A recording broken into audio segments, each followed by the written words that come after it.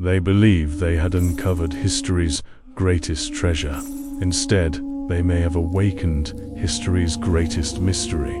Within months, people connected to the tomb began dying. Around the world, newspapers blamed an ancient curse. But the curse wasn't where this story began. In fact, it was the very last chapter. Years before the world feared a curse, one man was desperately trying to prove everyone else wrong. Most archaeologists had already given up, but one explorer refused to believe Egypt had revealed all of its secrets. His name was Howard Carter, and he was convinced one last royal tomb was still waiting to be found. There was just one problem. After years of searching, his money was almost gone, and so was everyone's patience. His sponsor had seen enough. One final excavation season, and if they found nothing, the search was over forever. Most people would have walked away. Howard Carter did the exact opposite. He searched harder than ever before. Then, on November 4th, 1922, one worker's brush struck something solid beneath the sand. A single step became 2, then 3, then 12, descending deep beneath the desert. At the bottom stood a doorway sealed with ancient royal markings, and no sign that anyone had entered for thousands of years. The royal seal belonged to a young pharaoh, almost forgotten by history, Tutankhamun. For centuries, grave robbers had emptied almost every royal tomb. This one looked different.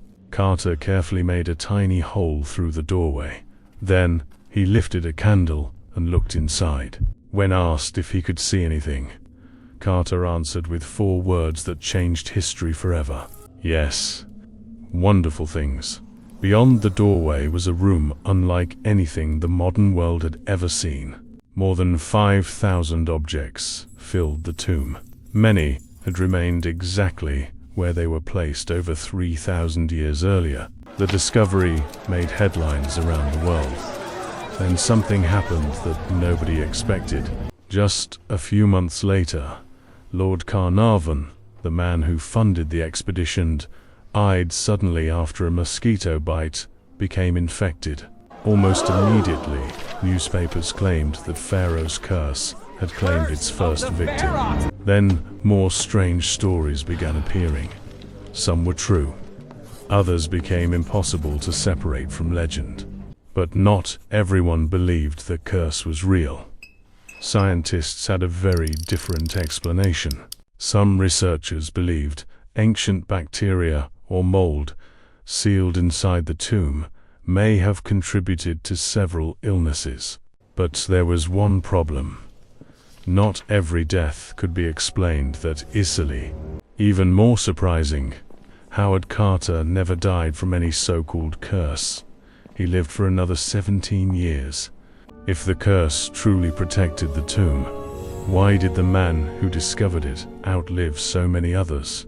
More than a century later, historians still debate whether the so-called curse was coincidence, biology, or something we'll never fully explain.